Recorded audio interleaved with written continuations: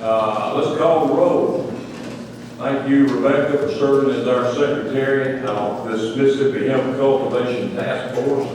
And it appears that we have a quorum, but let's go through the official process.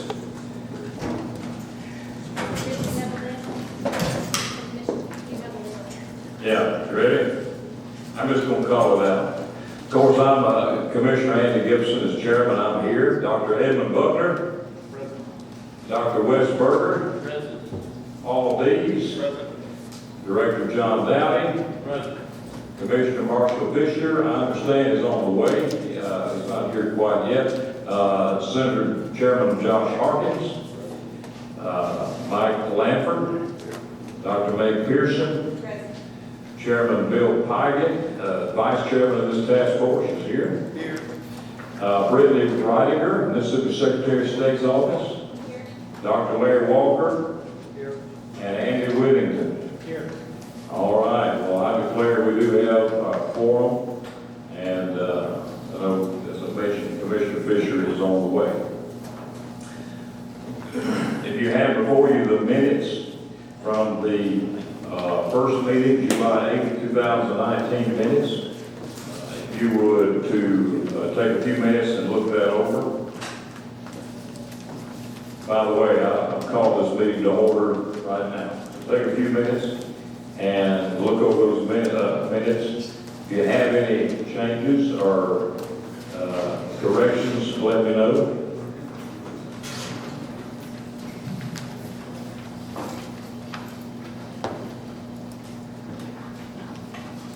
Don't see any. Is there a motion to present them, or approve them as presented? Thank you.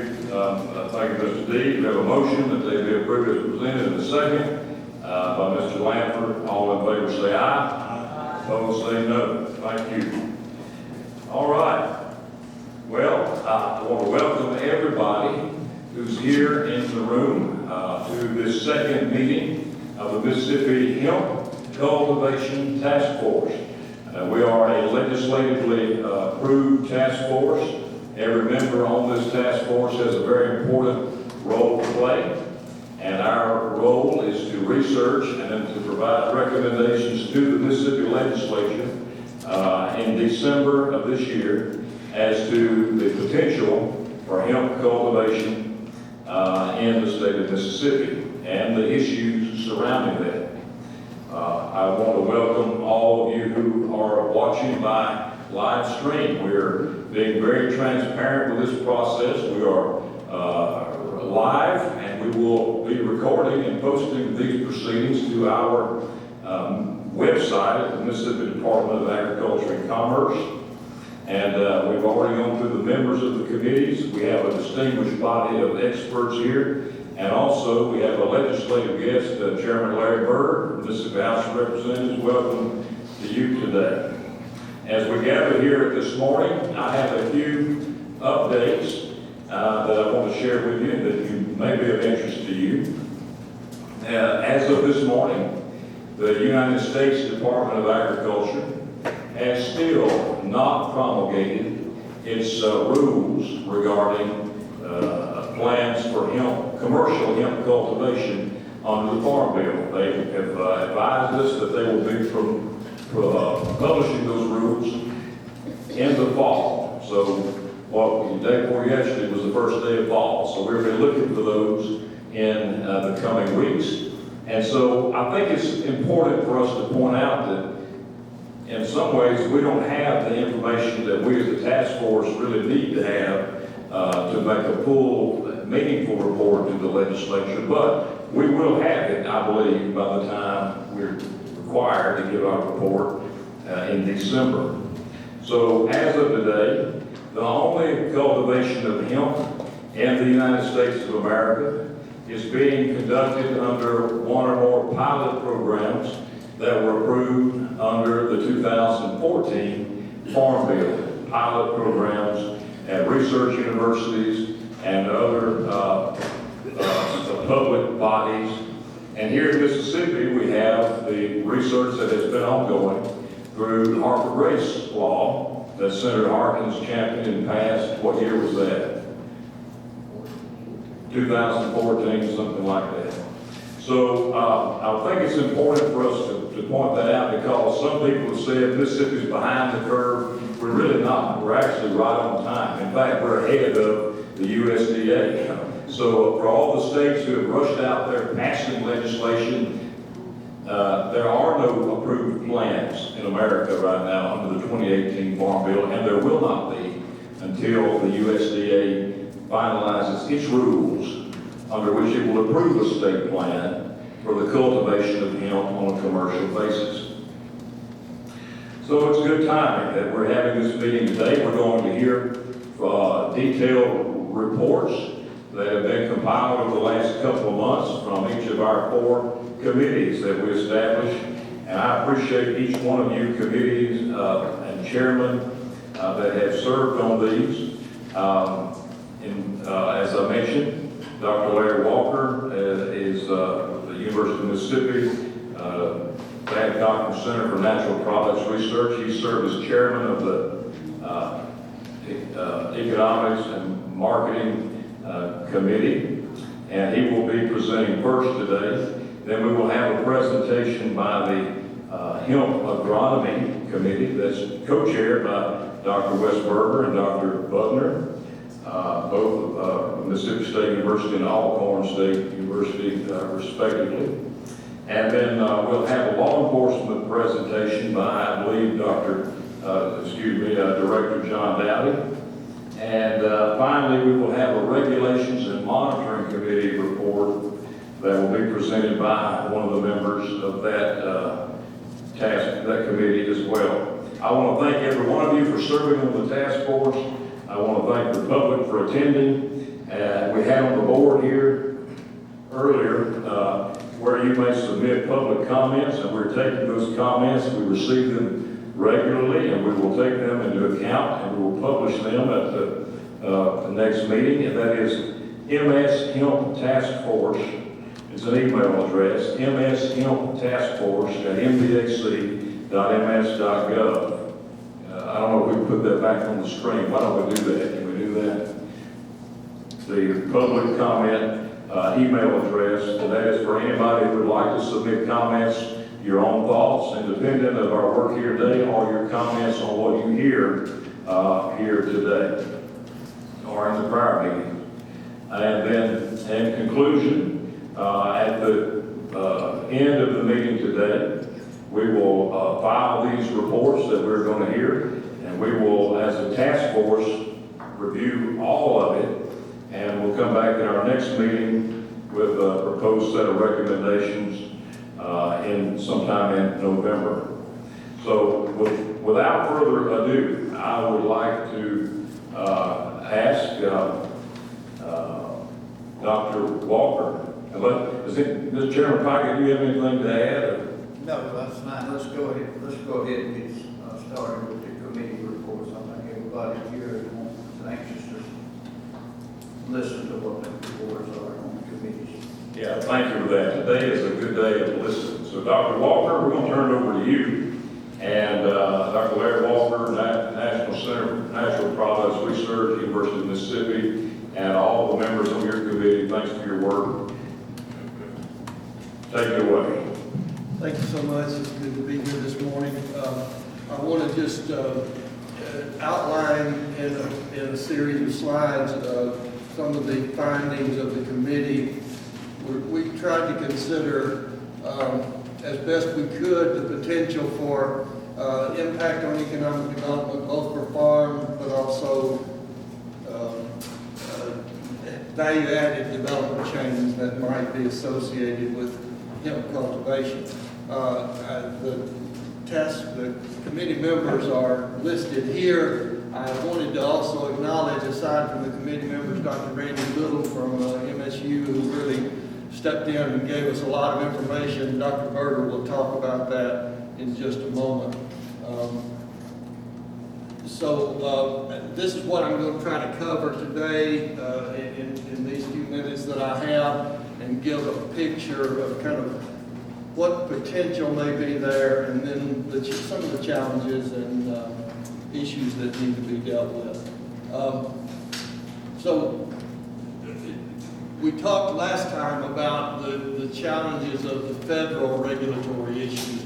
Some disconnects at times between the federal legislation and different state law. The 2018 Farm Bill went a long way towards resolving some of the issues with the DEA and the Controlled Substance Act, and even though there's still some minor things that need to be ironed out in each state, but definitely provide a great advance from a controlled substance perspective.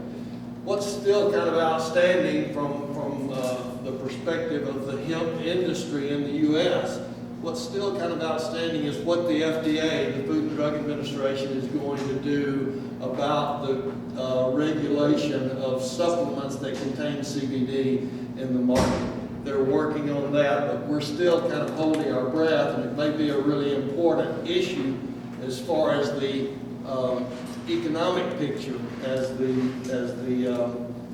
industry develops. We tried to gather some data that was as objective and independent as possible outside of the companies involved. And this is the perception from the Hemp Business Journal. Obviously, they are advocates for business, but they are not tied to any one company. They're kind of representing the whole thing. But to them, they see this Farm Bill 2018 as having really opened up a lot of things. There's still things that have to be resolved from a regulatory standpoint. All these issues about banking and interstate commerce and internet marketing and things like that. But they're seeing, people in the hemp industry were seeing that as a big boon to the potential for that industry. For those who, I think most of you are familiar with this, but for those who might not, you can think about hemp products, hemp-derived commodities in two broad categories: the seed and fiber on the left, and then the extracts, which CBD extracts is the rage right now, is what driving the market. So you can think about this in two boxes, if you will: the fiber and seed type crops, and then what you're looking at there is flowering tops, the buds of the plants that produce the majority of the cannabinoids, including CBD. I'm going to stop and let Dr. Berger talk about the next few slides. These are considering from the seed and fiber type crops, considering what the outlook might look like. And before I do damage to that, I'll let him talk about that. Thank you, and I want to recognize Dr. Randy Little, who serves on a multi-state project related to economics and hemp production, and Dr. Little in the Ag Economics Department of Mississippi State helped put this together. So I want to explain what I'm going to be talking about and help you to understand some of the assumptions first. So we don't have a history of raising hemp here in recent history of Mississippi, and so the crop production budgets, the expected yield, and the commodity prices that I'm going to talk about in these slides come from Kentucky.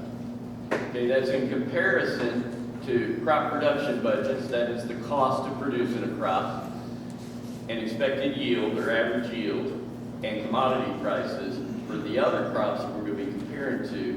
Those are based on Mississippi data. We produce those statistics every year in the Ag Experimentation and Extension Service.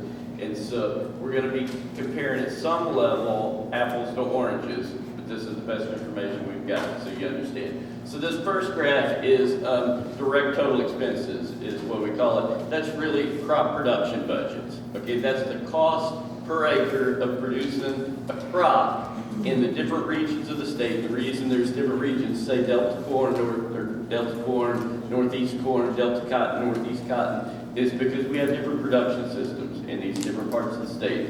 One of the simplest illustrations is 85-95% of the crops in the Delta are irrigated. There's a cost of irrigation, but your yield goes up. In the hill country in Northeast Mississippi, only about 15% of the crops are irrigated. So you don't have that cost. So the production budgets differ geographically, and so that's why we use several different production budgets here.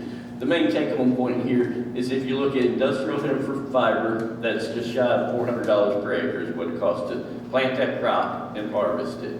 If you look at industrial hemp for grain, it's slightly less, it's about 300. The main difference is you're planting about twice as much seed for hemp for fiber as you are hemp for grain. So higher seed costs is where that difference comes in.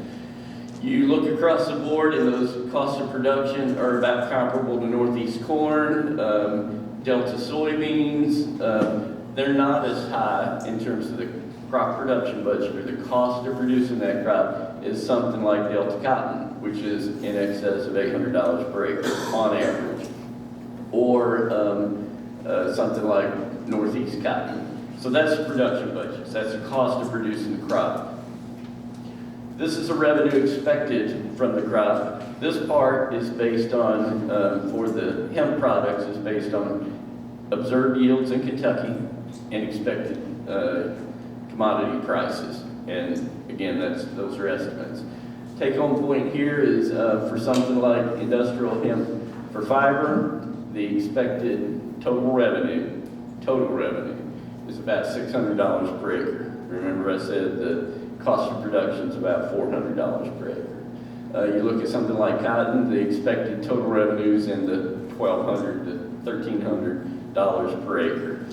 And so you can see where this compares to our other existing crops. It is in the same ballpark, more profitable, more net revenues than some crops, less than others. So this is the difference. This is net revenues. That's the difference between the cost of production and the expected total revenues from harvesting and selling the crop. Net revenues, you can think about this as profit. Does that make sense? So for something like industrial hemp for fiber, maybe $200 per acre at current commodity values. Industrial hemp for grain, maybe $225. You look at something like cotton in the Delta, irrigated cotton, you're looking at excess of $300 per acre. Industrial hemp for fiber and grain could be up in that range of cotton. The challenge with raising a dual crop, that's a crop of hemp that produces both a grain crop and then a fiber crop, is you're not harvesting either of those at the optimal time. And so you don't get the same kind of fiber yield out of a dual crop that you do out of a straight fiber crop, nor do you get the same kind of grain yield out of a dual crop that you would out of a grain-only crop. But your combined revenues could be higher than either a grain crop or a fiber crop. So the take-home point here is, from an economic standpoint, from a producer standpoint, hemp has some potential to be a crop that's competitive with our other major commodities. It's clearly not going to be a silver bullet. It's not going to be a path to prosperity necessarily for grain or fiber, but it could be part of our production system. It just all depends on the yields that we have and the commodity prices, and most importantly, standing up the value chain to be able to handle the harvesting, transportation, processing, and marketing. The last thing I want to point out, these tables summarize, this is sensitivity analysis. So I told you that those were estimates for commodity price and yield. The sensitivity analysis illustrates a range of commodity prices and a range of yields, and shows the conditions under which you might expect this crop to be profitable relative to 3 other crops in the state. So this top one is a grain crop for hemp compared to Delta corn. And so you can see the black letters are where the hemp crop exceeds the net revenues or the profit for a grain crop. The red letters are where the hemp crop is less than the net profit or the net revenue or the profits for the grain crop. So you can see if you're up above about 70 cents per pound and you're in that 750 to 1,000 pound yield range, then that's the kind of conditions that hemp could be more profitable than Delta corn on the same ground. Looking at the second table, when you compare it to Delta soybeans, again, you get in that range of 70 cents per pound for the grain price, and somewhere in the 750 to 1,000 pounds per acre yield, and hemp could be a competitive crop with Delta soybeans. If you look compared to cotton, you got to be up in that 70 to 80 cents per pound, and you got to be in that 1,000 to 1,500 pound range in terms of yield. Yields in Kentucky average between 750 and 1,000 pounds. They've observed as high as 1,600 pounds per acre in grain yields. And so these higher values are achievable, but they're not necessarily expected. That 7,500 to 1,000 pounds per acre is a reasonable expected yield. Are there any questions? Yes. I'm sorry. Can we take questions, or do you want to hold them off to the end? Tell me what- Let's take questions from the task force. Any questions from the task force? Okay, I don't see any, so this lady in the meeting, you have a question? Yes, I recognize you for a quick question. thank you. How does growing seasons compare him to the other products? We're going to have a separate agronomy presentation on that very issue. We'll Coming speak right to after that. this. Thank Stay tuned. Okay. Thank you.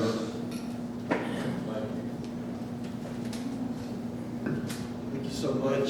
So what Dr. Berger has talked about is the consideration of the seed and fiber type crops. It's important to recognize that for the CBD production, it's a different ballgame, and we don't have these kinds of numbers for CBD production. Potentially it's better, but it's very volatile right now, and we'll try to explain to you what's going on in that market. But there's two different crops, okay? Even though they're both cannabis, they're both hemp under the definitions that we have now.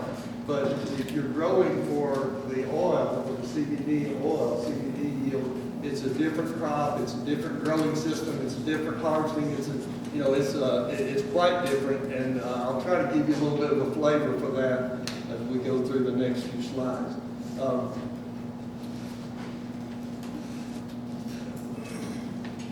These materials that I'm showing up here, just representative products that are driving a lot of the market hype in the U.S. right now. On the left, you have what they call a hemp oil, a full spectrum hemp oil. So it's got CBD and it's got a bunch of other cannabinoids and a bunch of other plant-derived products that are in that oil. In the middle, you have a distillate of that oil which concentrates the CBD. Okay, so you have a little bit richer CBD, and some of the other volatile materials are blown off. So you're concentrating the CBD a little bit. And then there are markets for this purified CBD. Preparation of these is quite, Dr. Berger was talking about standing up a value chain in the state or in the region. To do this kind of work, it requires a lot of additional downstream processing, chemistry, a lot of things go with it. I'm going to try to give you a flavor for that. This is what's driven a lot of the move towards trying to grow hemp. What this really shows is the sales of legal, quote legal, state legal cannabis spending in the U.S. and what's happened since 2014. So the purple bars is the total cannabis spending. That means any legal state program, okay? So it is not hemp, it's cannabis, okay? And you can see that the CBD is a very small fraction of that in terms of revenue, but it's the fastest growing fraction. It's growing very rapidly. And I think I may got another slide or two. These are just projections they have for the next, now these are very optimistic and a lot of things could impact this, but these are projections for the next several years of what's going to happen with prescription CBD, which is approved on the market now, and then the cannabis-derived things that are legal in states, and then what might happen in terms of hemp-derived products. So they're projecting a very robust growth. This is a kind of an independent watchdog group that's trying to project these, but they are explicit. There's a lot of footnotes on this, and here's what they say. You know, what the FDA decides to do is going to greatly impact that picture. And so we're still kind of waiting on what that might look like. So just harking back to what Dr. Berger, I'm sorry, my phone is ringing in my ear right now. What Dr. Berger said, beyond the food, the feed and seed and fiber crop, there's potential for quite a bit more, profitability, but there's a lot of uncertainties about it right now. This is what's happened to the prices of some of the commodities from 2015 up to 2018 and what they're thinking it's going to be this year. You can see how these prices have dropped dramatically in a few years. And those are different types of products from that CBD supply chain. It looks like it's leveling off a little bit, but again, this is going to depend a lot on what the FDA decides, and then because the market will likely be flooded, and then what China's role is going to be in this in terms of importing CBD type products into the U.S.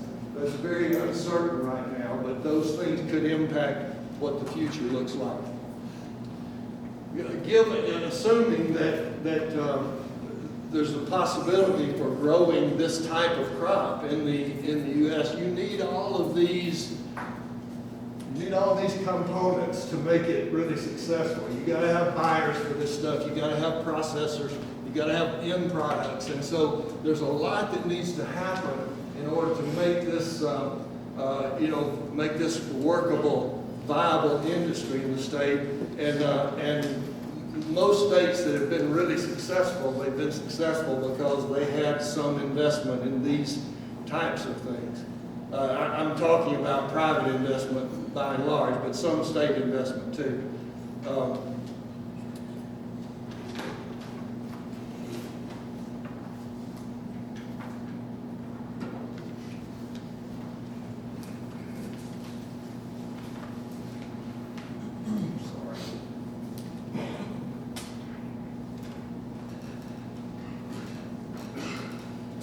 So, overall economic impact in the state would depend on a lot of these parameters that need to be brought together.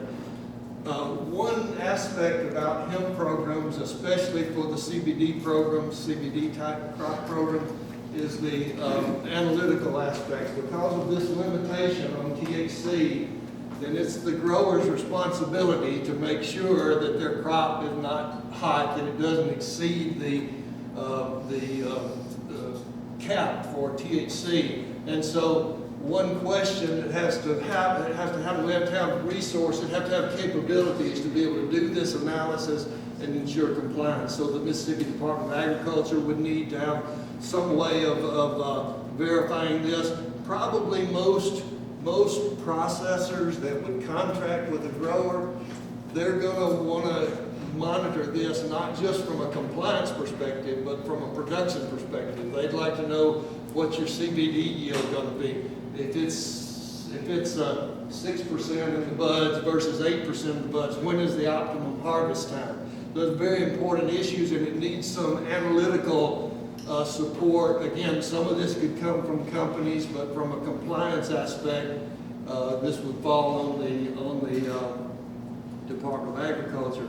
And one issue that comes up, and I know our law enforcement folks will be talking a little bit about this, their headache is how do we guard against illicit growing? What happens when crops exceed the limit? What has to be done from a legal perspective? And so there would be obviously an important component for them where in Kentucky and most states, they have a little remedial program. If you bump because the crop is stressed or drought or something, you bump above the 0.3, they have a way you can remediate that in many states. But if you've got people trying to slip in THC crops, marijuana into their hemp, that's obviously a headache because you can't tell the difference by looking at them. It requires analytical chemistry monitoring to be able to do that, at least as it is right now. So there would be elements that will impact them, and I'm sure they'll be talking about this. Kentucky experience, I just want to mention this because Kentucky is the state in our region anyway that everyone looks to because they've had such success with their program. But I think it's really important just to understand Senator McConnell helped to drive a lot of the federal legislation, of course, that would, and in Kentucky as well, that allowed this to happen. But they also really invested in their tobacco industry. They tried to pull their tobacco growers into this umbrella, and they really grew the program with kind of in association with the state university, the State Department of Agriculture, and they attracted companies that would come in and invest in this. And so one reason for their success is that they put all these things together. The most successful companies centered around their tobacco growers because they could do a lot of the same things that, in terms of planting and processing and harvesting and processing as they're doing with tobacco. So they have had a great success there, although some of the numbers that you hear from talking with people there, they're quite inflated. I mean, depending on who's sending those numbers out, they're quite inflated. For example, they've got 50,000 acres licensed this year, but I'm talking with people in Kentucky, they have nowhere near the manpower to do anything in that ballpark. So there will only be a few thousand acres that would actually be grown. 110 processor licenses for 2019, but really only 10 of those are really substantial, stand up, have a good facility to operate.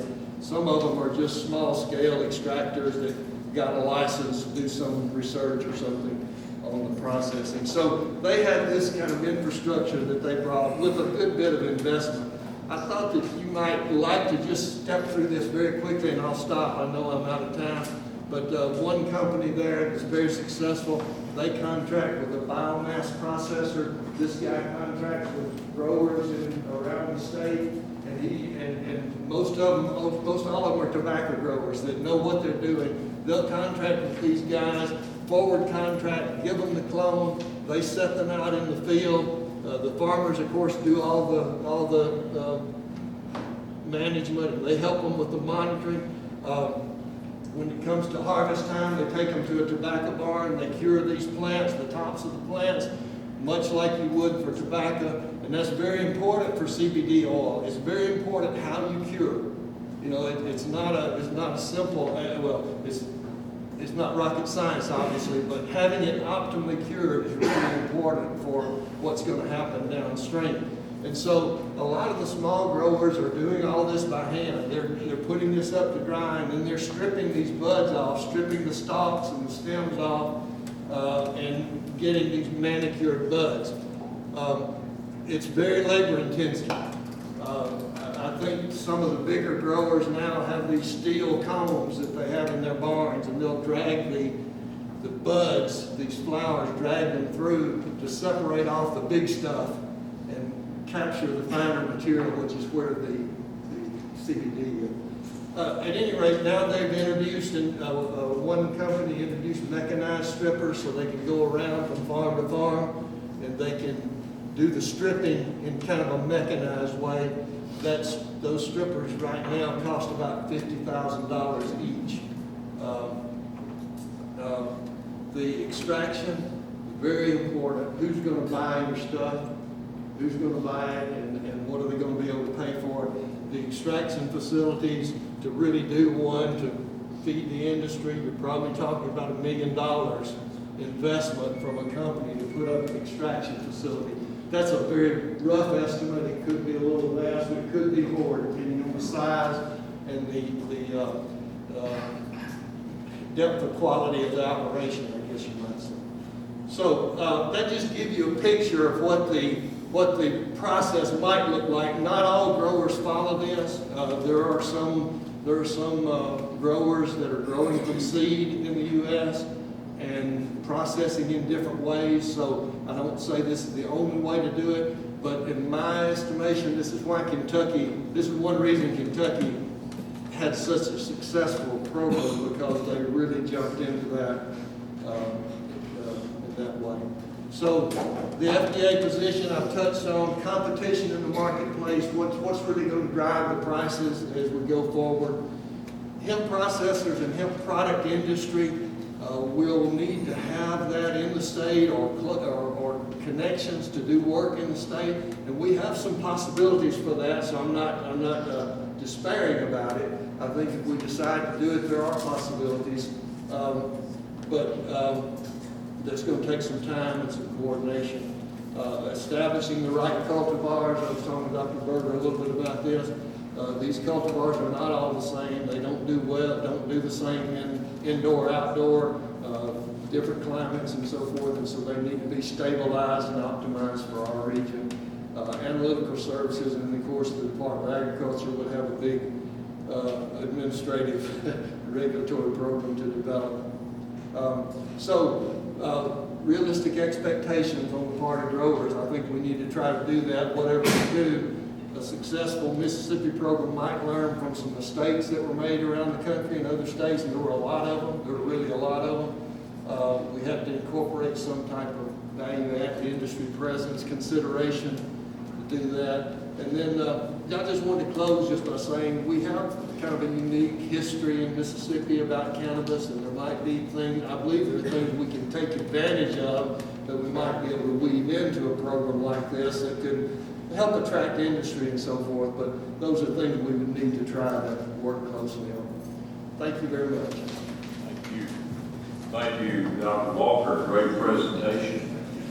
And we will now move to the agronomy presentation. We've had the economics and marketing, job creation. Now we're going to have agronomy that is actually growing hemp in Mississippi. Dr. Berger and Dr. Butler, I want to thank you both for sharing this committee for me, and look forward to your presentation this morning.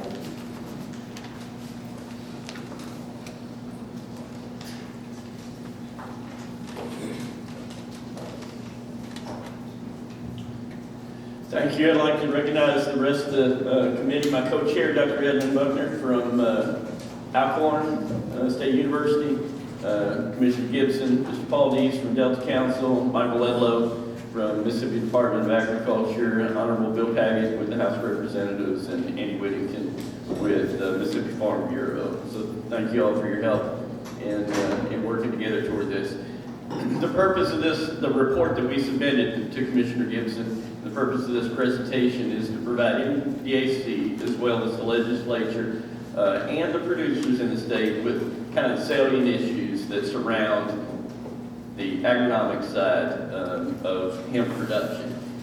So what I'm going to try to cover real briefly is industrial hemp production systems, help you understand those, production practices, planting and harvesting equipment needs, the processing and the potential markets, talk a little bit about the supply chain requirements, and then wrap up with research needs.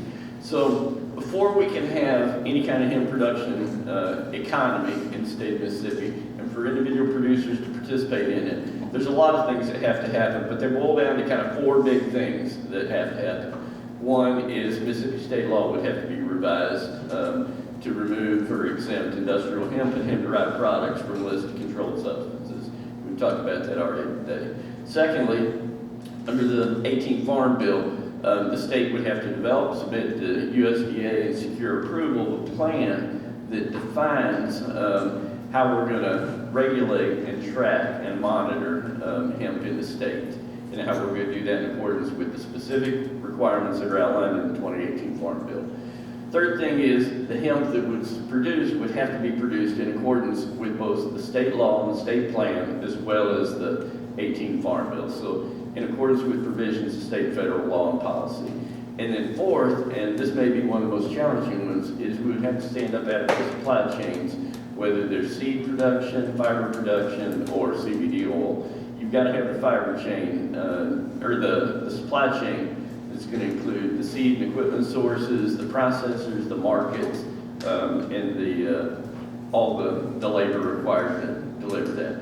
So as mentioned previously, there's three main products that come out of hemp production. There's fiber, seed, and cannabinoids. Fiber goes into a lot of things. Upholstery can be used in upholstery for the stuffing, can be used for molded composite materials, can be used for automobile interior panel doors. It can be used for twine, rope, construction, insulation materials. It can be mixed into concrete. The fortified concrete is a biomaterial. It can be used as animal bedding. So a lot of different products. In fact, there's over 25,000 products that can be made from industrial hemp. The seed is used throughout the world as a food or feed resource. Hemp seeds are high in oil and they're high in protein. They can be pressed for oil, they can be used in food and body products, they can be roasted and consumed whole, they can be ground as flour, they can be pressed into cakes. There's a lot of different ways they can be used.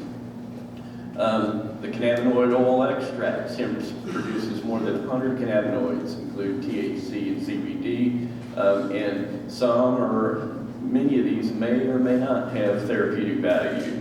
And so these are the three main products, and some of the commercial products that come out of those. And we're going to talk a little bit about how these differ, how these three products differ in the kind of germplasm and propagule type that is used to produce that crop and what the production system is. We're going to talk about how they differ in planting methods and equipment required to do that. The harvesting process for these three different products is very different, so we'll address that briefly. And we'll talk about the labor needs associated with each of these different production systems. And then we've already spoken to a little bit the markets and the economics of it. And so I'm not going to address that to a great degree except talking about yield and what that might mean for economics. So some basics about industrial hemp. It's spring planted annual crop. It has similar fertility requirements to wheat, or probably not as high as corn, but it grows on the same kind of ground that you would grow a soybean crop, a corn crop. Well-drained, fertile, silt loam or loamy soils is where it does best. The fertility requirements are similar to wheat, probably not as high as corn, probably close to 100 units. If you're producing grain crops, you're going to use more fertility inputs. If you're producing fiber, you're going to use less. We asked earlier about the maturity date. It depends on whether you're growing it for fiber, it's 60 to 90 days. If you're growing it for seed, grain production, you've got to wait for that seed to mature. And so you're looking at a little over 100 days. And so it's comparable to many of our other crops. CBD production systems vary. They can be greenhouse, they can be field operations. They, in many ways, resemble the production system that's been used for tobacco for 300 years in the country. They're also not dissimilar in many regards to vegetable production systems.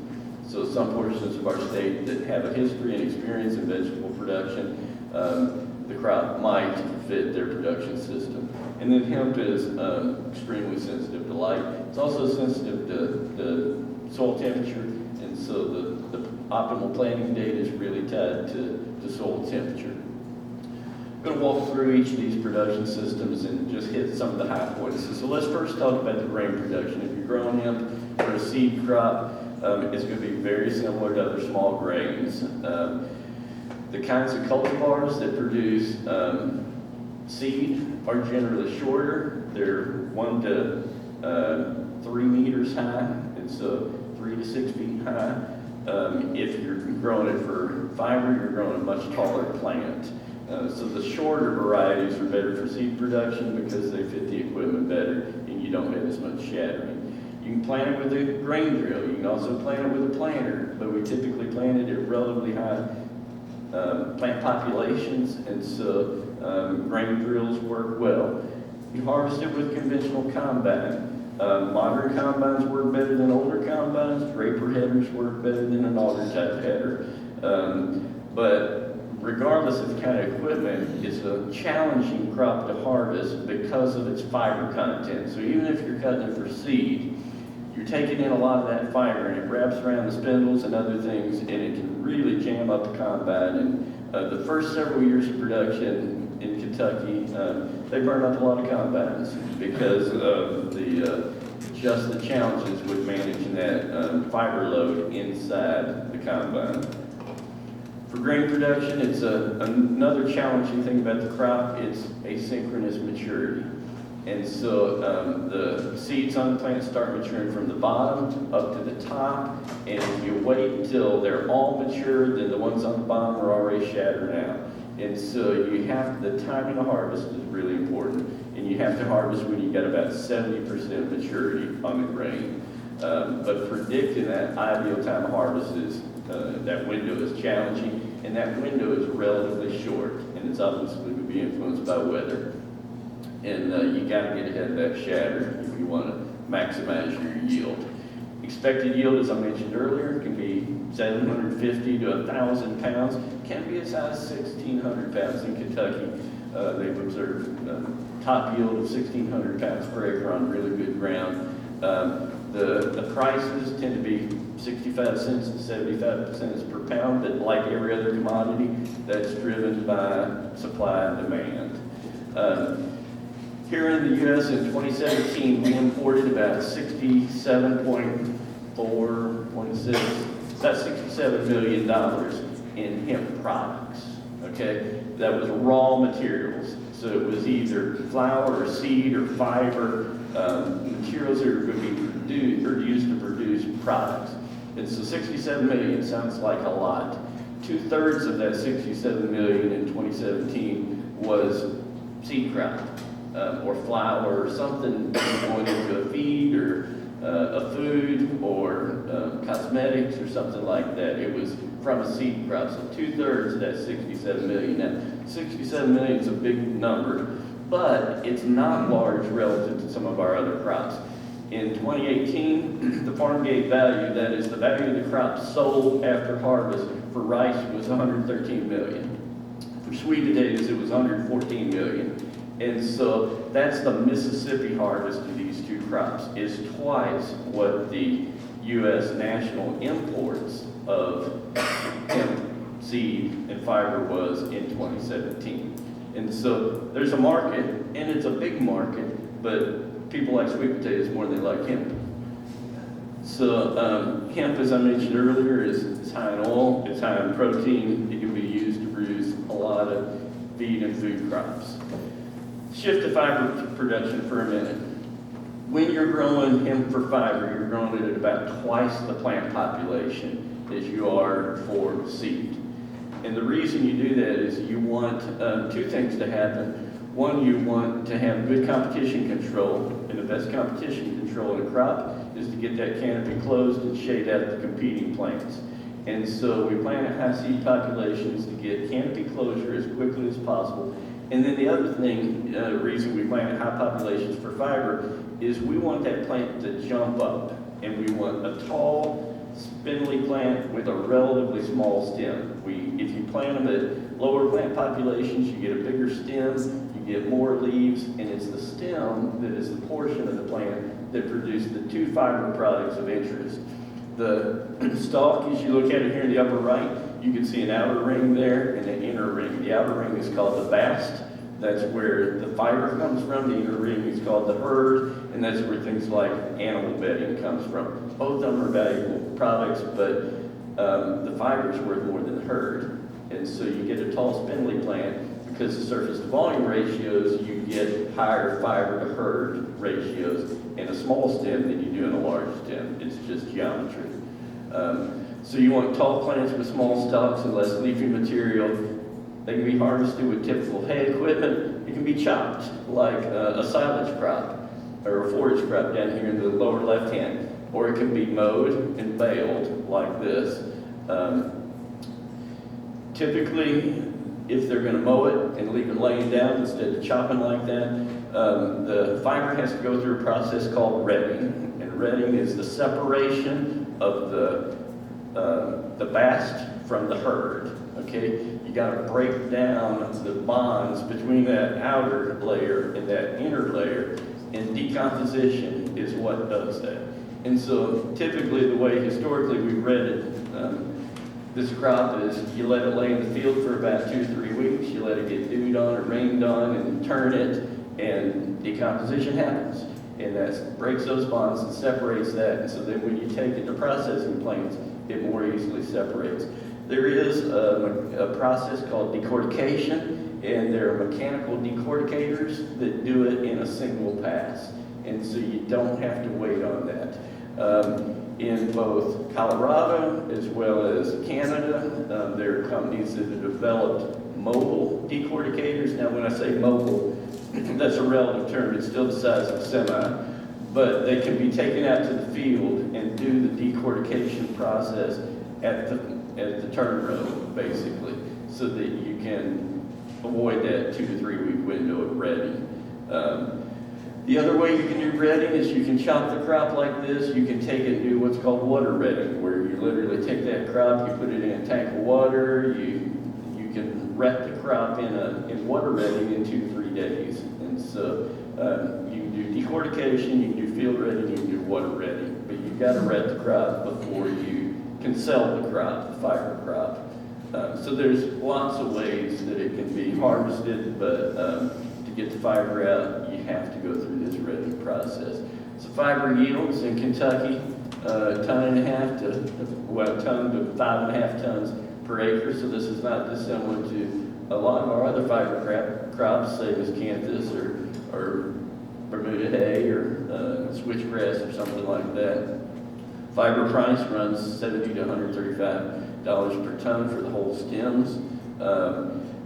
Again, as I mentioned earlier, you can raise a fiber crop, you can raise a seed crop, you can raise a dual crop. You can see the challenge in raising that dual crop with a 9, 10, 12 foot tall plant. It's hard to combine the heads. And so dual crops are typically shorter stature than fiber crops, taller stature than seed crops. And again, you might be able to maximize your revenue, but you don't maximize yield of either seed or fiber with a dual use crop. But it's a possibility. Around the world, most of the developed industries in hemp have moved away from the dual crop and are either doing a really good job at fiber production or a really good job at seed production. But the dual crop is a reasonable one. This is a picture of the fiber that comes out of that bast, the outer layer, and then on the right is a picture of the fiber that comes out of the herd. It's about 15 to 20% bast, 70% herd, and then about 15%, 5 to 10% waste. And as I mentioned, the diameter of that stem and the degree to which it's a tall spindly plant influences this ratio of bast to herd, and that influences the value of the crop because the bast is worth more than the herd. So let's shift to cannabinoid oil production. This looks very different than those previous pictures I showed you. It's planted at low plant populations. It's planted much like a horticultural crop. The competition control with this high value crop planted for cannabinoid oil is typically accomplished with plastic sheeting, just like it is in the horticulture industry, using the same kind of equipment to row up and then create beds and put that plastic sheeting on as you would in tomato production or something like that. The process here differs pretty dramatically also in the kind of propagule you use to start it. You don't typically plant this crop from seed if you're raising it for cannabinoid. A couple reasons. One, for the cannabinoid oil, you want female plants. This crop is a dioecious plant, meaning there's male plants and there's female plants. 2 houses is what dioecious means, 2 kinds of plants. And so the female plants produce more of the flowers that produce the CBD oil and other cannabinoid. And so they typically plant it with clones. So in a greenhouse, they plant seeds, they raise out mother plants, and using tissue culture, they take clones from those mother plants, and then you plant these clones either by hand out in the field or use a mechanical clone planter like this. I grew up in Western Kentucky. This is what we planted tobacco with. But it's not dissimilar to the way we plant pine trees here in the southeast. You got a tray of clones, and you're dropping them in a furrow that's created by a coulter, and you got packing wheels that's closing it behind it, and there's somebody, generally a 15-year-old kid, sitting on that seat there that's dropping plants in this planter. And then it's hand harvested typically, although we're moving toward mechanical harvesting. If you've never seen one, this is a tobacco barn. This is a 6-story tobacco barn in Western Kentucky. And I spent a lot of time growing up in the top room of that tobacco barn where it was about 120 degrees in August, hanging tobacco by hand. And that's the same process that they're using in Kentucky now to dry the plants before they hand strip them and pull those butts off. And so talked earlier about it being similar to the tobacco production system, and that's because of labor requirements. And you go through many of the same steps in terms of the type of crop yield, the planting, the harvesting, the drying and hanging, and then the hand stripping. In that picture in the middle there is raw hemp that's going to be processed into CBD oil. This is a picture of the oil extractors that we were talking about earlier. After the CBD oil is extracted, then it goes through another process, a distillation process, to remove the THC and other volatiles and to concentrate that CBD oil down, as we talked about earlier. I mentioned that the female plants are the ones you want. That's why you're using the clones. These plants, they typically want a much shorter, bushier plant with more flower buds on it for the CBD oil production. Then for the fiber, you want that tall, spindly plant. Again, this is not dissimilar to, there's similar elements to both tobacco production and vegetable production. CBD levels are highest in the flowers and the floral materials, and that's why those are the parts that are picked. It can be done, as I mentioned, in both greenhouse and field production. As Larry mentioned earlier, the pricing and the profit margin on CBD production is, there's so many uncertainties associated with it. You hear a lot of values like $25,000 per acre coming out of Kentucky, but that there's so many uncertainties associated with the supply, the value chain, the availability of processors, the forward contracting. That number is not one that I would build a crop production budget around and go to a bank and ask for a production loan for. Reports of prices as high as $1,000 per acre, but as production's increased across the country, those prices are coming way down, and realistically, we expect something in the $5 to $10 per pound price for the dried floral material. But those prices vary widely, and they're not going to go anywhere but down in the immediate future because supply is going up, and the processing capacity to keep up with that hasn't yet caught up with it. So let me just mention a few challenges in wrapping up. First of all, nearly all the varieties of hemp that we grow for any of these different products come from either Canada, where they've had a long-term breeding program because they've been in the hemp production business for quite a few years, or from Europe. We have no locally adapted cultivars. There are breeding programs that have been started in Colorado and California, and so we expect to see some flow out of that, but right now we have no locally adapted cultivars. When you go to Delaney Seed or somewhere and buy rice or corn or soybeans, you know that you're buying a variety that is locally adapted, that's well suited for our soils and our environment, our growing season. That's not going to be the case with these cultivars of hemp. In fact, we don't even know of all the cultivars that exist, which ones will perform well here.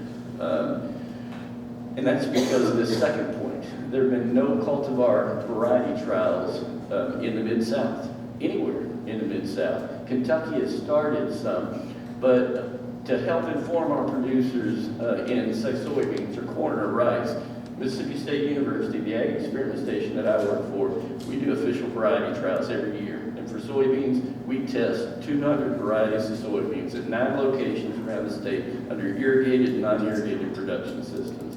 And so with pretty good certainty, we can tell you what to expect in terms of yield performance or disease resistance or whatever out of most of the varieties that are commercially available.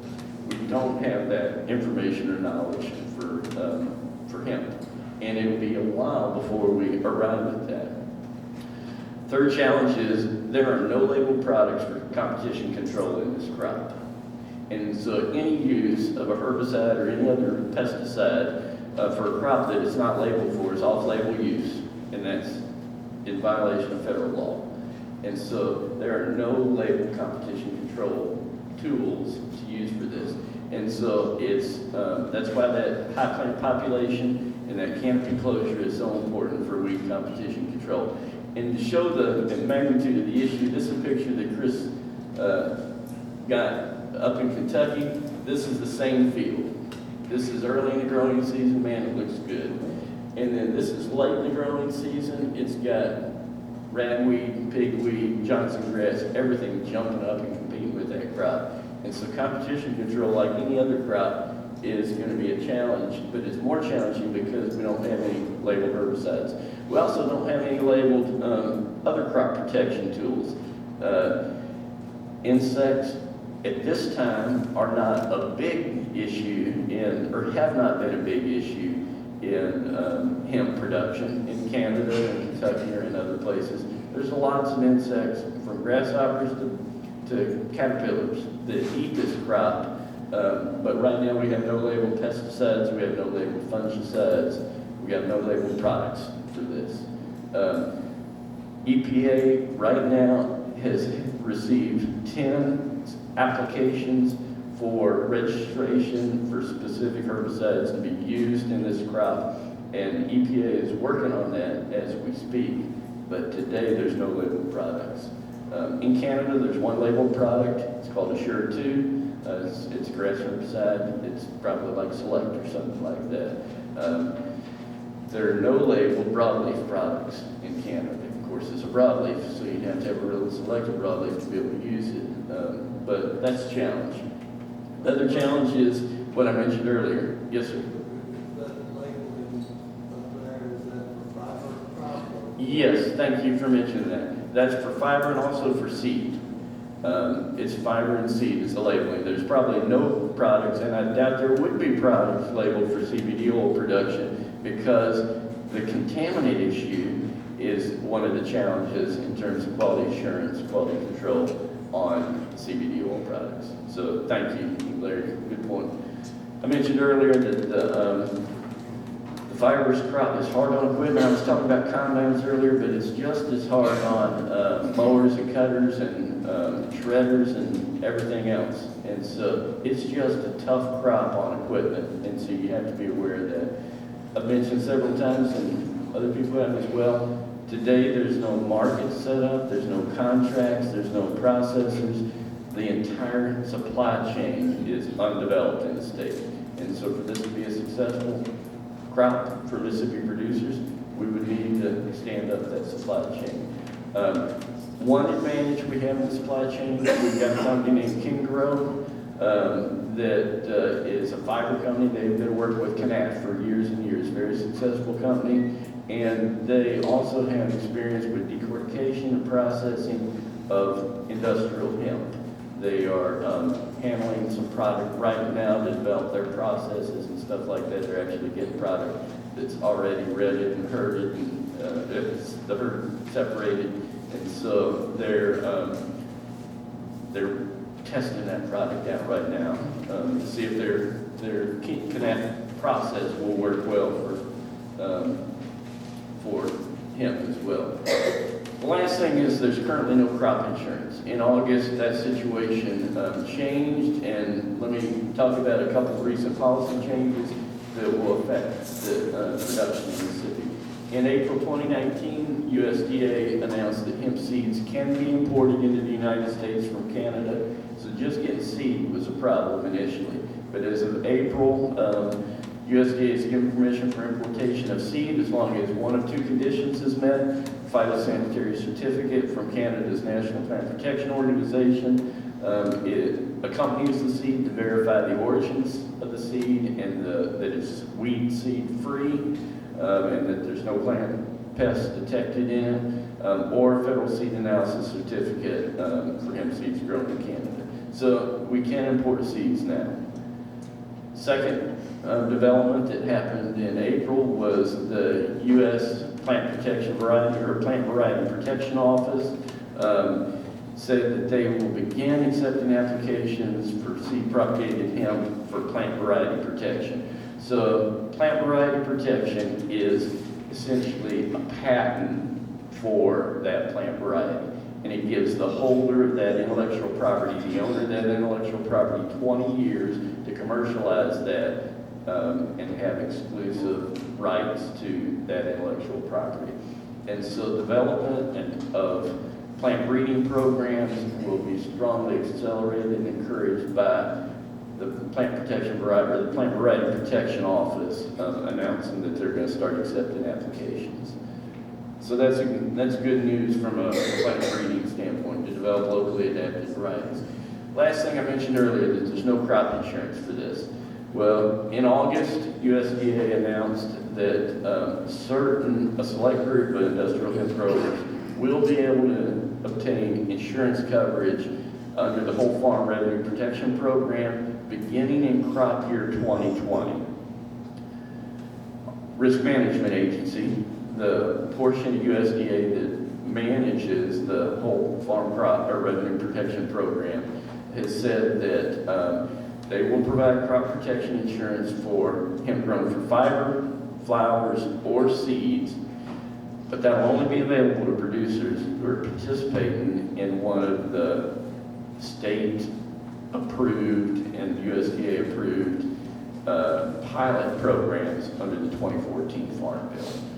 And as states begin to stand up their plans under the 2018 Farm Bill, and as USDA puts out that guidance, then in subsequent growing seasons, crop insurance may be available for producers who are growing it in a state that is under a 2018 plan. But again, we don't have a 2018 plan in the state of Mississippi because, in part, we don't have the state legislation to allow that. And then secondly, USDA hasn't provided guidance. So for the 2020 growing season, although there will be whole farm revenue protection insurance available, it's effectively only going to be for those people who are in a state that have a 2014 Farm Bill pilot research program. So it would not be available in Mississippi, is the take-home point there. Two other important points of that is that the Whole Farm Revenue Protection Program will not insure against crop destruction because you exceeded the THC level. So if a crop pops hot above 0.3, then the crop has to be destroyed under state and federal regulation. You will not receive crop insurance under this program. Is that clear? No crop insurance for being too high in THC. Secondly, unlike some other programs, under this hemp program, there will not be crop insurance for replant payments. But there will be crop insurance, and so that's still evolving as we speak. Now let me shift to the last topic, and that's some critical research topics. The first, and probably most important ones to inform growers is, if this is going to be a commodity in the state, we need to develop systematic, regionally replicated variety testing programs to document and understand that regional and varietal variation in yield quality and seed oil characteristics, as well as the seed resistance. Second, we need to develop seed certification protocols for certified seed production in compliance with Mississippi seed law. So in the state of Mississippi, you can't sell seed unless it's certified seed. And so for seed sold in the state here, produced in the state and sold as a seed crop, it has to be grown under the oversight of Mississippi Crop Improvement Association and sold as certified seed. And so we don't have Mississippi Crop Improvement protocols for hemp production in the state of Mississippi. We would have to have that if we're going to be producing seed for seed sale. We would need to do testing and registration both with EPA and with the state in terms of crop protection products to control weeds, competition, disease, insect damage, etc. We know enough about the fertility requirements that we can kind of wing it based on Kentucky's experience and what we know about corn and soybean and other production, but we would want to optimize that fertility recommendations, and so we need to develop nutrient management guidelines suitable for Mississippi soils. And then we need to develop new and improved varieties that are locally adapted for our climate and our soils and our production systems here that provide superior yields, disease resistance, and quality. There's a lot of work that needs to be done to refine and improve these harvesting and post-harvest management practices. As I mentioned earlier, all our estimates of both the crop production budgets as well as our yields are based on Kentucky data. We would want to develop realistic crop production budgets based on Mississippi production costs, Mississippi yields, and Mississippi access to markets, just like we do for every other crop. Third concern here is that we know that the plant produces some of these cannabinoids in response to environmental stress. And so things like drought, insect stress, other things can cause the plants to produce more of certain cannabinoids. And if that cannabinoid that is produced in response to environmental stress is THC, then that could push a crop into the non-compliance region. So we need to understand the effects of environmental stress on both desirable as well as undesirable cannabinoid production. We need to develop products for hemp fiber, seed, and oil extracts, so value-added products so that we can retain more of the value of the crop here in the state and not just sell it as a raw product, but capture that value-added component for economic development. And then last, we would want to understand not just those regional and specific crop production budgets and projected revenue estimates. We would want that to account for risks, both environmental and regulatory risk that's associated with this crop that may be different from other crops. And so, Commissioner, that's all I have to share from the Agronomy Committee. Again, I thank the committee for their help with putting this together. Thank you, Dr. Burke. What a great presentation. By the way, all of these are going to be uploaded to our website. We've got a section on the Mississippi Department of Agriculture and Commerce website that is all about this work of this task force in industrial hemp. All of this information will be publicly available, and of course you can ask for a copy if you would like. Our next presentation is going to be of the Law Enforcement Committee, and I believe Director Dowdy, you're going to make this presentation, and then after this we will move to our Regulations and Monitoring Committee, and I think both of these committees have made some trips to other areas where hemp is currently actively grown in these pilot programs, so this will reflect some of their findings as well. So Director Dowdy, thank you. Thank you, Commissioner. What I'd like to do, we don't have a PowerPoint because obviously there's not a lot to exhibit based on what we've been discussing in the Law Enforcement Subcommittee. But as a member of both the Law Enforcement Subcommittee and the Regulatory and Monitoring Subcommittee, what I'd like to do is just kind of combine both of those committees' reports into my presentation to the task force today. Let me say right up front, we have provided a written summary of what we have discussed up to this point to the members of the task force, and so I would submit those written reports would be the full report from both committees.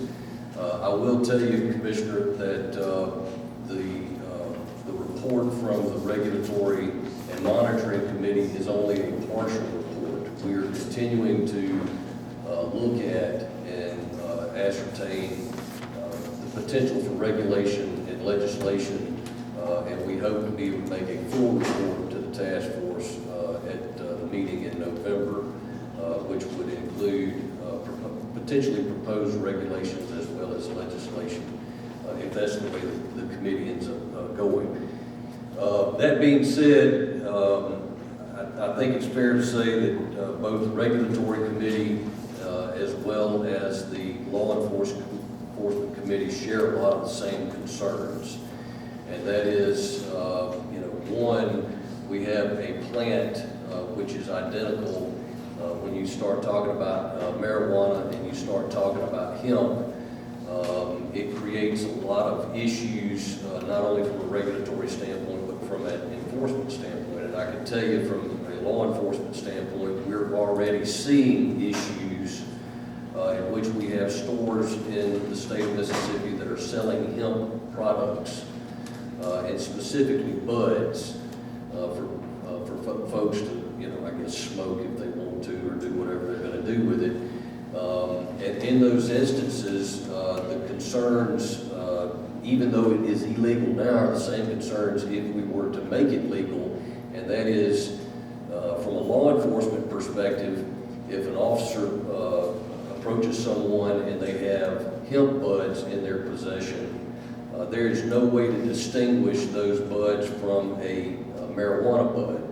If a dog is brought in, a canine is brought in, the canine alerts on the THC.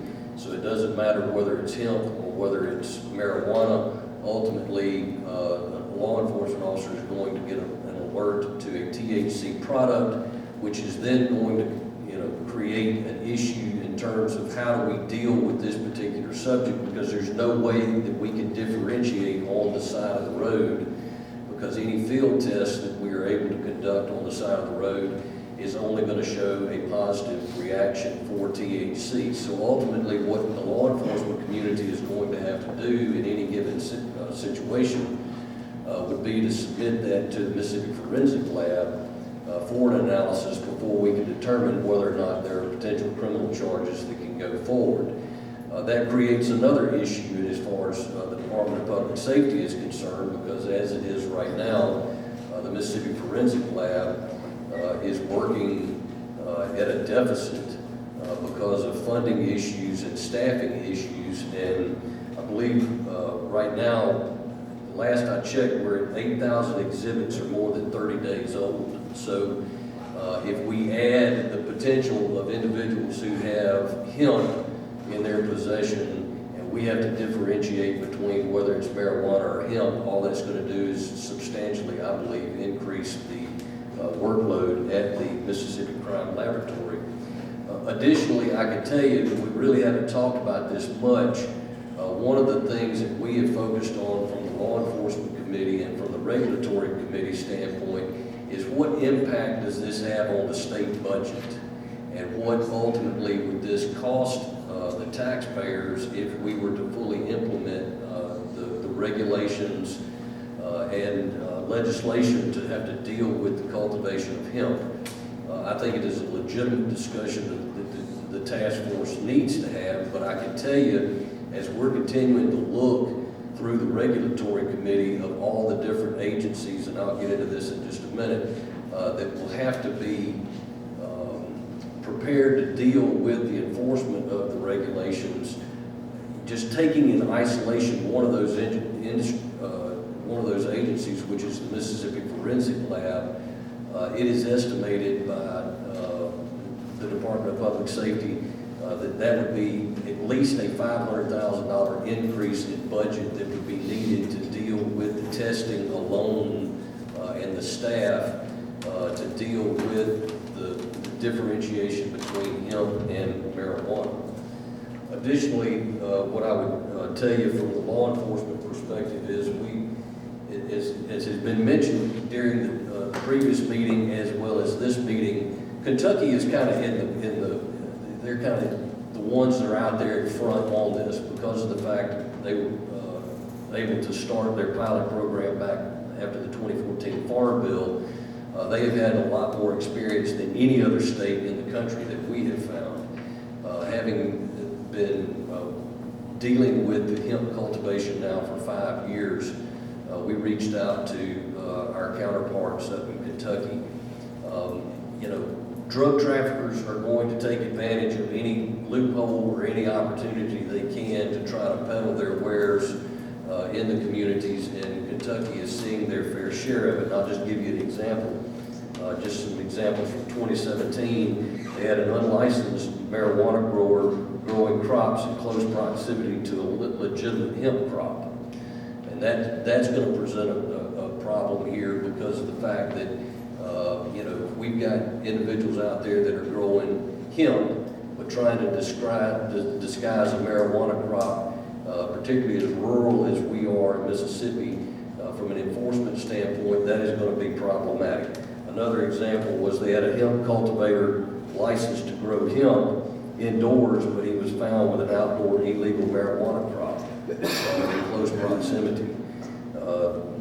An additional one, same facts and scenarios, number 1 and 2, but the hemp cultivator denied knowledge of the marijuana plants growing outside. And then that creates an issue for our prosecutors because they have to be able to prove intent. They have to be able to prove that the crop that was seized by law enforcement was in fact marijuana as opposed to hemp. Bottom line from the enforcement committee, the law enforcement committee, is that we have serious concerns about the impact that this will have not only on state law enforcement, but county and local law enforcement in terms of going back to what I said, that being the ability to differentiate between the illegal marijuana and potential legal hemp crops. One of the things that we also did is we surveyed through the Mississippi Sheriff's Association. The overwhelming majority of sheriffs that responded to the survey are opposed to the legalization of hemp cultivation. We also reached out to the Mississippi Prosecutors Association, and they are also opposed to the legalization of hemp cultivation in Mississippi. I will tell you that it was recently reported, and these are the kind of things that we're looking at from the Regulatory and Oversight Committee, and this was a concern expressed by some of the district attorneys. It was recently reported that in the state of Texas, they have had to curtail enforcement by the Texas DPS of their marijuana laws because of the way the legislation was written in Texas. And then that coupled with the fact that because of the way that law was written, it made it almost impossible for the state prosecutors in Texas to be able to prosecute marijuana cases out there, which is still going to be an issue because marijuana is not legal here in Mississippi, and there are still a lot of states where it is illegal. That being said, then moving over to what we've been talking about in the Regulations and Monitoring Committee, one of the things that we've tried to do is go out, and there's a lot of misinformation, I believe, that's out there through so-called media outlets or whatever, however you want to put it. But Mississippi, and I'll reiterate what you said, Commissioner, Mississippi is we're not out there by ourselves. We're not the ones. We're not the only state that has not moved forward with this. There are only a handful of states that have actually implemented a GROW program statewide and regulations to deal with it. But what we have tried to do is start looking at what other states are preparing to do and what some states have done. And Kentucky is probably, again, the one that most folks are looking to. And I think it gives us some benefit as we proceed cautiously on this issue to make sure that we see what has worked in other states and what has not worked in other states. And so ultimately, what we want to make sure that we do is we put something forward that if the legislature decides to legalize hemp, and if we can get regulations promulgated and approved by USDA, ultimately what we want is something that is going to benefit the farmer from an economic perspective, but also protect the consumer and the citizens of Mississippi from products that could be harmful to them. And ultimately, you know, what it boils down to at this point is we still do not have any guidance from USDA on how the regulations are to be best promulgated. And number two, we still don't have any guidance from FDA as to what they're going to do with the cannabinol, such as CBD, in terms of how we can address that from a state perspective. I mentioned to you a minute ago that, you know, we were looking at part of our analysis was, you know, what state agencies are going to have to be roped into dealing with the potential regulation and monitoring of this, not only the hemp cultivation, but we also have to look at it from the standpoint of processors, potentially regulating processors that come into the state, and ultimately the end product that is a result of that manufacturing process. Obviously, the bulk share of that regulation is going to fall at the feet of the Mississippi Department of Agriculture and Commerce.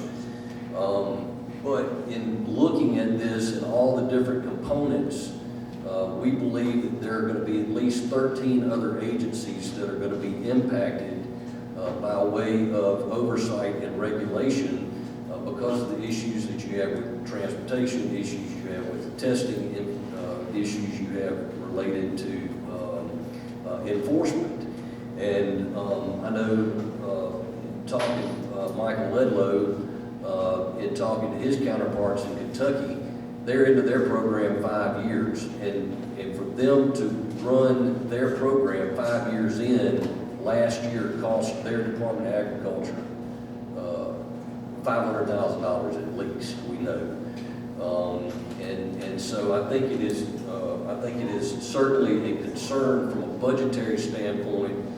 I can tell you that, you know, not only did we deal with Mississippi Department of Agriculture and Commerce, you've got Mississippi Department of Health that is going to have to look at this from a CBD regulatory standpoint for end products. You've got public safety. Obviously, the Bureau of Narcotics is a part of any type of oversight, working hand in hand with the Department of Agriculture to make sure that individuals are complying with their farm plans. You've got the Mississippi Attorney General's office, who's going to have to give the legal oversight and potential prosecutions or civil enforcement actions that might come by way of any regulations that are promulgated. Then you got the State of Mississippi Chemical Laboratory up at Mississippi State, who would have to do the THC testing on the crops to make sure that they're in compliance. And there, again, are additional agencies that we have set forth in our partial report that potentially are going to have some type of budgetary address for them to have the personnel and funds to be able to deal with the regulation of these potential products. As of right now, we are working on a complete set of regulations, but it is difficult to finalize anything because of the fact that we do not have any guidance from the U.S. Department of Agriculture. We do not have any guidance from FDA. And from a legislative standpoint, we're also looking at what has occurred in other states to make sure that if we do draft some particular legislation to delist hemp out of the Schedule I narcotic where it is listed now, that we don't experience some of the similar problems that they have had in other states. As far as the regulatory and monitoring committee, I'm hoping that we may get some guidance between now and then that would help us be able to further articulate to the task force where we need to go from the standpoint of regulation and legislation. But at this time, that would be the full report of the Law Enforcement Committee and the partial report of the Regulation and Monitoring Committee. Thank you, sir. Thank you, Director Dowdy, and I appreciate that. You know, we are in an interesting situation. We know USDA will soon be issuing its final rules on what would constitute an approved state plan. I think Kentucky probably has the most developed set of regulatory framework that exists, and that in essence, consists of background checks on the hemp producer, GPS coordinates on the location of the crop, and some basic, licensing procedures. But I think by the time we reconvene in November, we will have those guidelines from USDA, and so I would look for the task force to consider that at our next meeting. At this time, I'm going to open the floor here for the task force members to have discussion, questions, follow-up items on any of these presentations that we've heard today. Members of the task force. Comments, questions? Additional input? Yes, sir, Dr. Burke. Commissioners, several different speakers have mentioned the costs associated with making this a commercial crop in the state. And obviously, there's the cost of enforcement, the regulatory costs, the monitoring costs from your agency standpoint. If we, as Mississippi State and Alcorn and the research community wanted to support this commodity and the producers like we do the other commodities in the state, we have no resources to do that as well.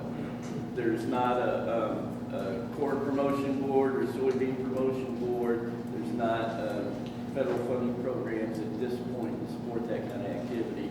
And so, short of redirecting resources from another commodity, which we're not going to want to do, we would be in the same situation that MDAC is, or public safety, or any of the other state organizations. We wouldn't have the resources to do that today.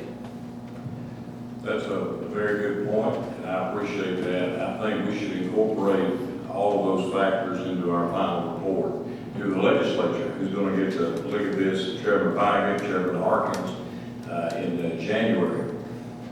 I think that we all understand the opportunities that have been presented today, the economic potential, but I think we also understand the challenges, both from an agronomy standpoint and from a fiscal standpoint. And I think everyone needs to be having realistic expectations that if the legislature approves this crop, there will be a cost in the state of Mississippi. The agencies that we referenced are going to have to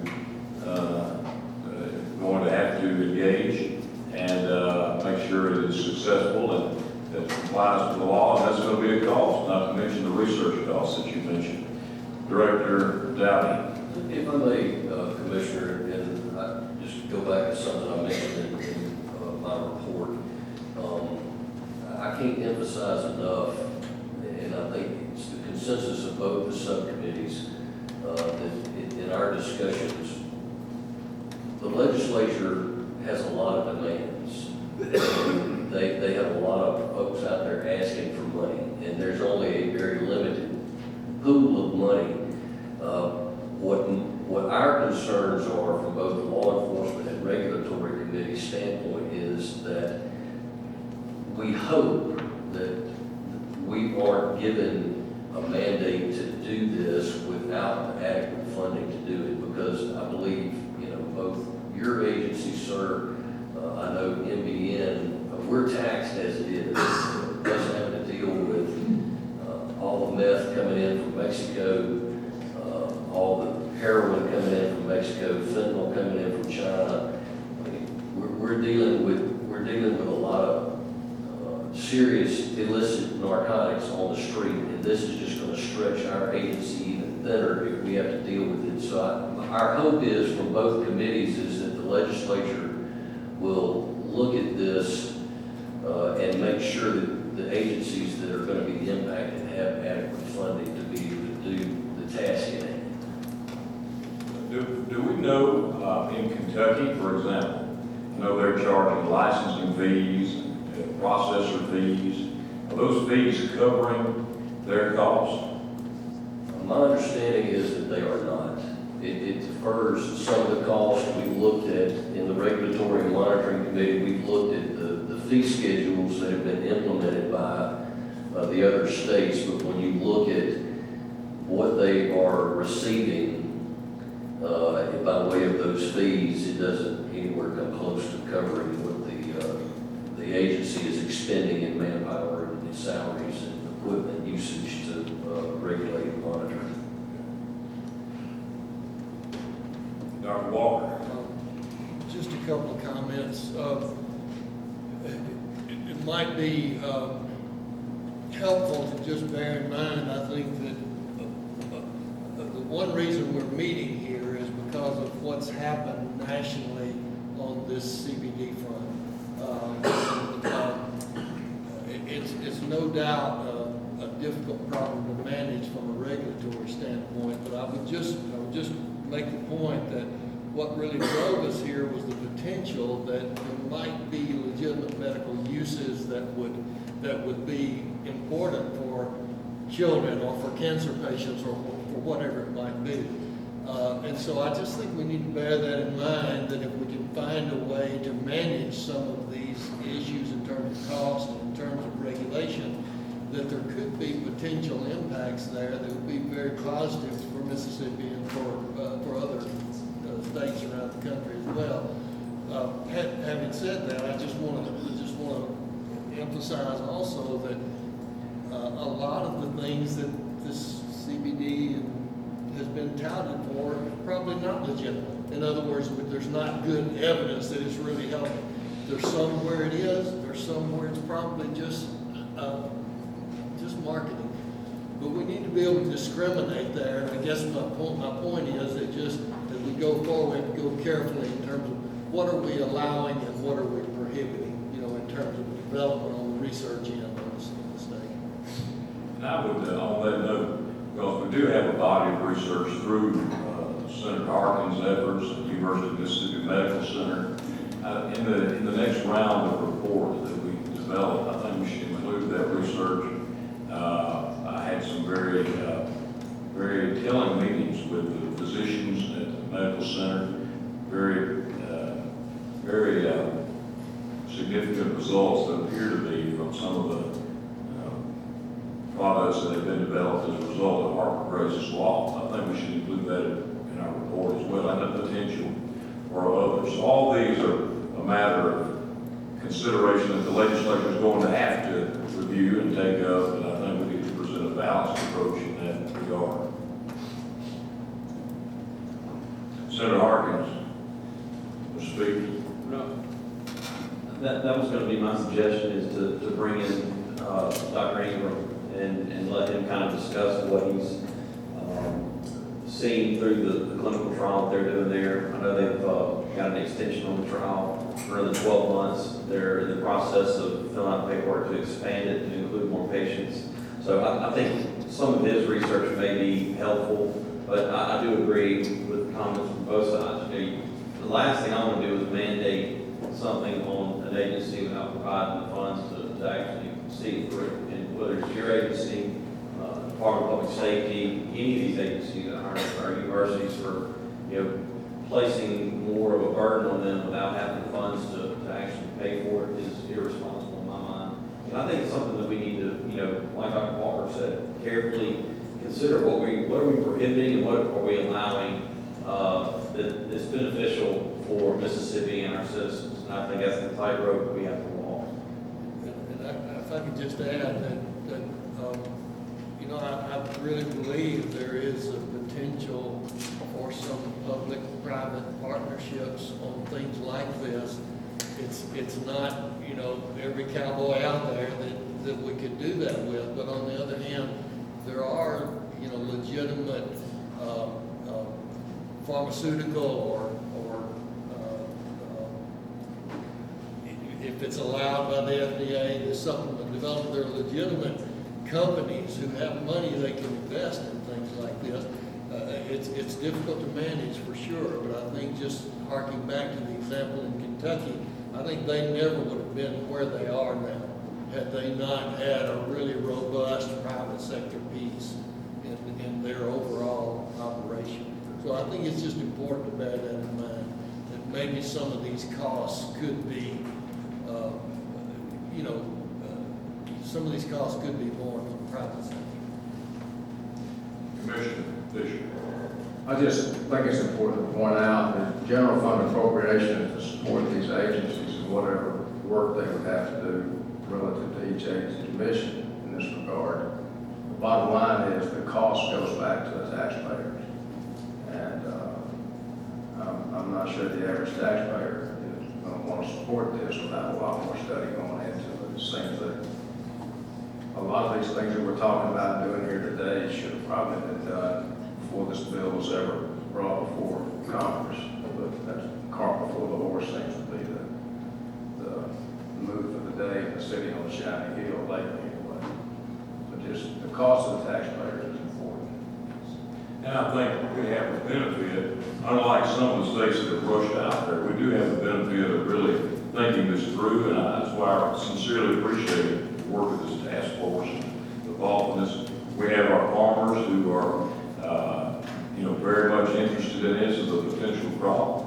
I think we need to give it due consideration and a worthy of recommendation, subject to these other concerns that we have to balance in whatever report that we provide. And I think that's going to be the next step. So, any other comments, questions before I move on? We'll wrap up, maybe ahead of schedule here. Dr. Buckner, anything? I would be interested on how other states have handled, issues related to crop type. How has that been handled? How's the crop been handled? How's the producer been handled in that situation according to state policies?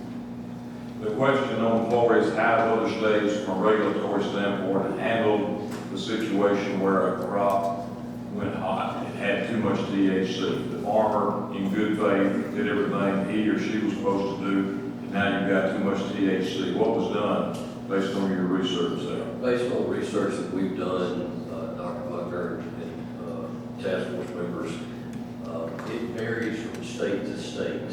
One of the things I can tell you that we are considering as part of potential regulations for Mississippi would be to put a remediation plan in place so that the farmer has an ability to try and remediate the crop if that's physically possible. And then built into those regulations based on some of the examples we've seen from a couple of other states, you would have initially a remediation plan. Then if it was a repeat offender, there would be the potential for some type of civil sanctions against that individual. And then ultimately, if it were more than just mere negligence, if it was a knowing, reckless disregard based on the regulatory structure, there could be then the potential for criminal prosecution. We're looking at it from a tiered process, though. We don't want to, if we have a farmer out there who is legitimately trying to grow the crop, that's, I think, another thing that's come into the discussion is that there are so many environmental variables in Mississippi that could potentially cause a crop to test hot. If there's no ill intent on the part of the farmer, we certainly don't want to be heavy-handed. And so that's why we're looking at some of the models by the other states that will allow for some remediation before it gets into a more elevated or aggravated position. All right, any other? I don't want to cut off discussion here. Anyone around the table have any input or additional questions? All right, I don't see any. So let's do this. We have received these reports. They will be uploaded to our website. You've already received copies of all of them. And today is September the 25th.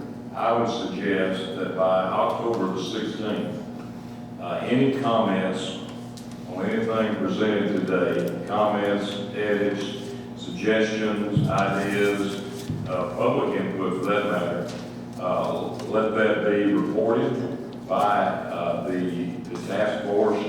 Our task force members can give your additional comments to Chris McDonald in our office, He's collecting all the information.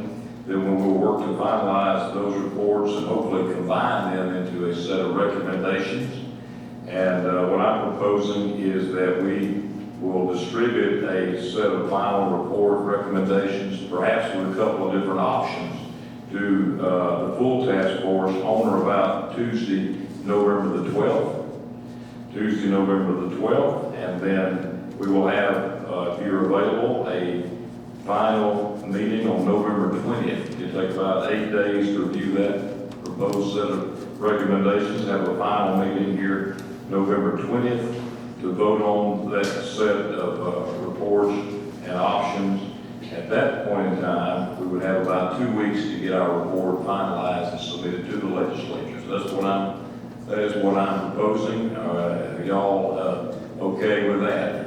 Any opposition to that?